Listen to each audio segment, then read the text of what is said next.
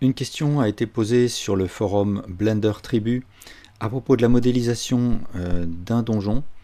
Et voilà l'objet actuel. Donc en fait, en effet, ça pose problème parce que la topologie ne permet pas de facilement faire des modifications, etc. Donc je vais faire une proposition, mais bien sûr, il y a plusieurs manières de faire cet objet. Donc je vais mettre en description un lien vers la page où vous pouvez charger l'image si vous voulez, mais on peut très bien s'en passer. Et puis après, bien sûr, on fait un Shift A et Image référence pour aller chercher l'image une fois qu'on l'a téléchargée.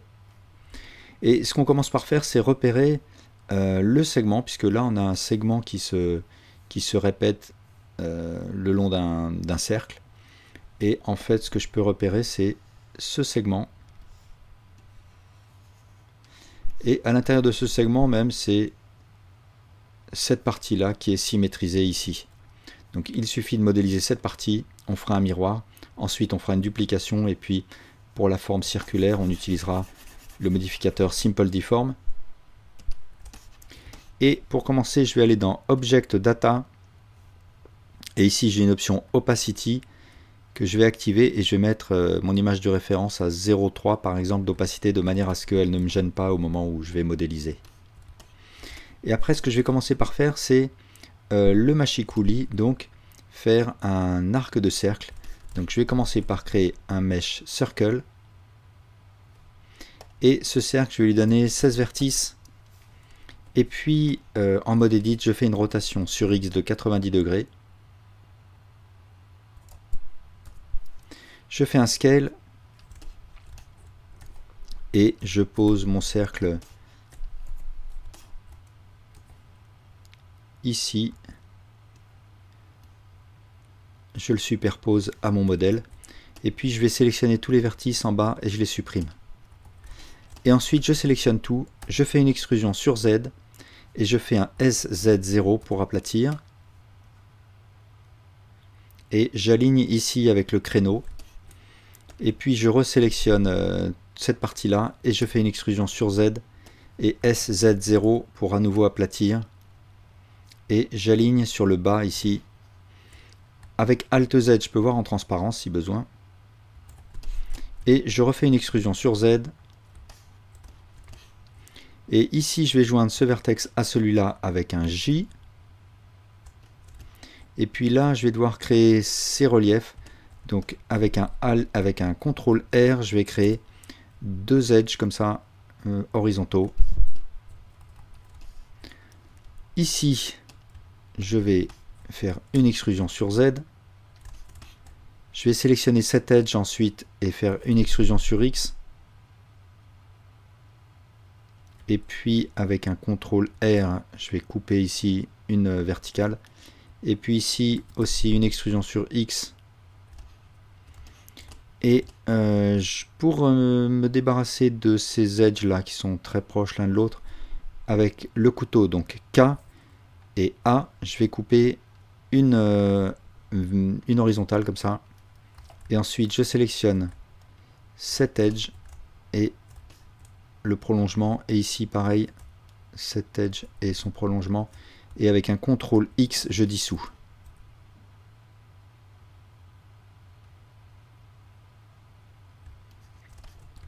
Alors cette forme je vais la symétriser, et pour faire cela je vais utiliser ici dans le panneau des modificateurs un modificateur Mirror. Et la symétrie se fait par rapport à la position de notre origine. Donc je vais déplacer l'origine, je vais sélectionner ce vertex par exemple, je fais un Shift S, Cursor to Selected, et ensuite en mode objet je fais un clic droit et Set Origin to 3D Cursor.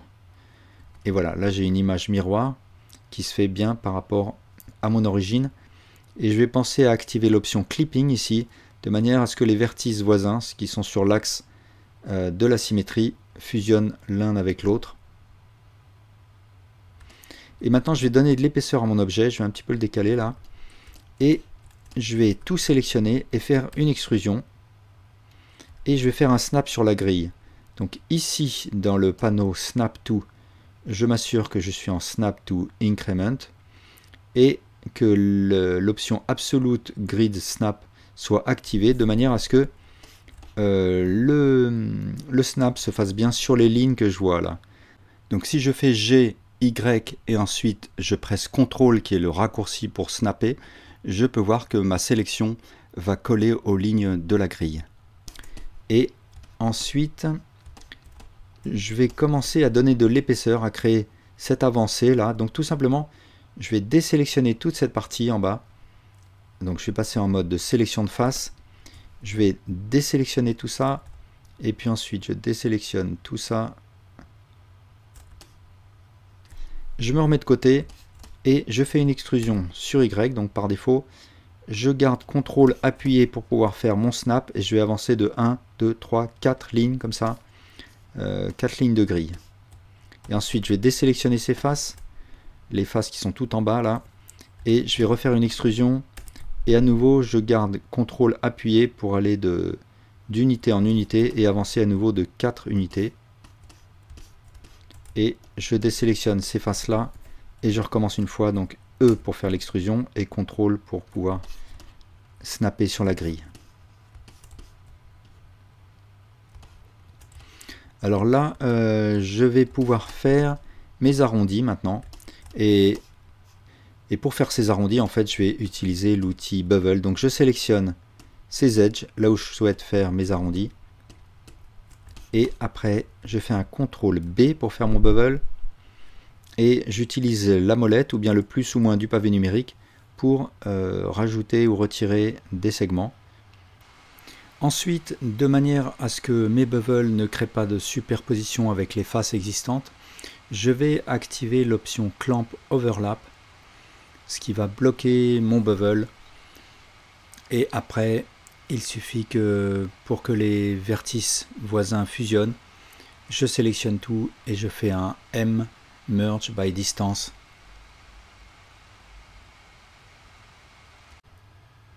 Alors, je vais aussi me débarrasser ici de ces edge loops avec un CTRL X.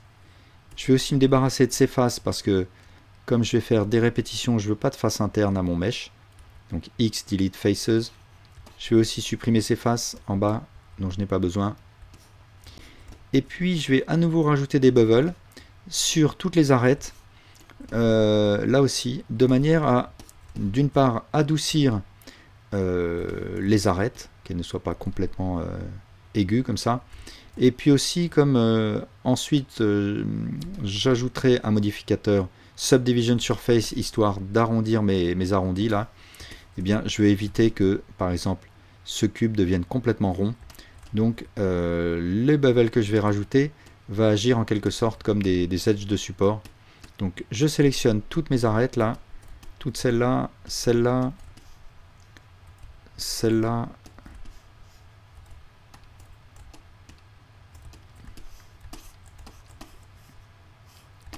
Je sélectionne aussi ça, ça en creux, d'ici à ici, et puis là je continue. Je vais aussi sélectionner ça, ça, ici, jusque là.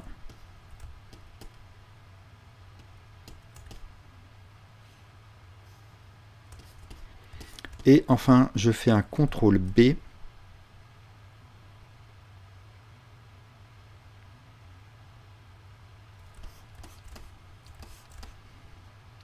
Et là, je vais mettre 2 segments seulement. Alors ici, je vais peut-être simplifier la topologie. Et pour faire cela, je vais activer ici l'option Auto Merge. Et ici, je vais faire un Snap to Vertex. Et du coup, alors il faut peut-être qu'auparavant que je coupe avec le couteau ici une horizontale. Donc K pour activer, A pour couper orthogonalement. Et ensuite, je sélectionne ce vertex et G et CTRL pour snapper sur cet autre vertex. Et là, de la même manière, hop, je snap.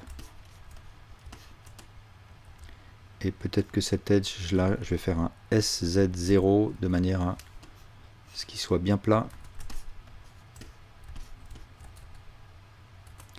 Et voilà. Ensuite, je vais commencer à rajouter d'autres modificateurs. Donc pour commencer, un modificateur Array, histoire de répéter mon motif. Là, je vais en mettre 14. Et je vais activer l'option Merge de manière à ce que les vertices voisins fusionnent. Et puis je vais ensuite attribuer un modificateur Simple Deform en mode Bend à 360 degrés sur Z de manière à donner la forme circulaire. Alors, mon image de référence, je vais la déplacer, je vais la faire redevenir complètement opaque. Et puis, je vais donner quelques corrections à mon mesh. Alors, je vais amincir mes arches. Donc, en mode Edit, je vais faire un SX.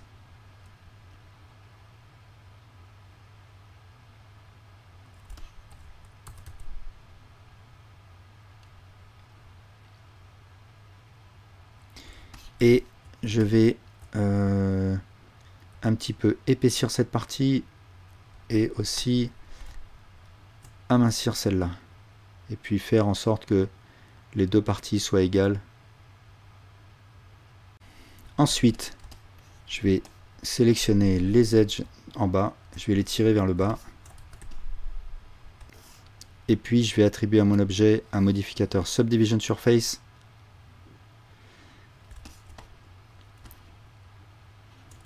Il faut aussi que je fasse avec un clic droit un Shade Smooth de manière à adoucir l'ombré.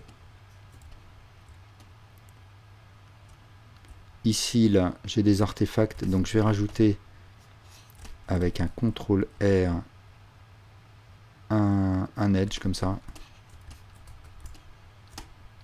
Enfin, ce que je peux voir ici, c'est que les vertices ici entre la première instance et la dernière ne fusionnent pas. Donc pour y remédier, je peux aller créer un modificateur Weld qui va agir en quelque sorte comme un Merge by Distance, donc qui va fusionner les vertices qui sont voisins. Il faut que je le mette au-dessus du subdivision. Et voilà, je vois que ça fusionne. Et ça ne fusionne pas d'autres vertices, il faut quand même que je vérifie ça. Enfin, à la fin, pour voir si la topologie est correcte, ce que je peux faire, c'est ici dans le panneau Viewport Shading, passer de Studio à Matcap, et dans Matcap, choisir cette boule rouge. Et en général, on voit les gros défauts, les pincements. Et là, je vois rien de très visible, à part peut-être ici un pincement. Donc, je vais corriger cela. Donc, je vais sélectionner ce vertex et légèrement le tirer vers la droite. Et ici, sélectionner celui-là, légèrement le tirer vers la gauche.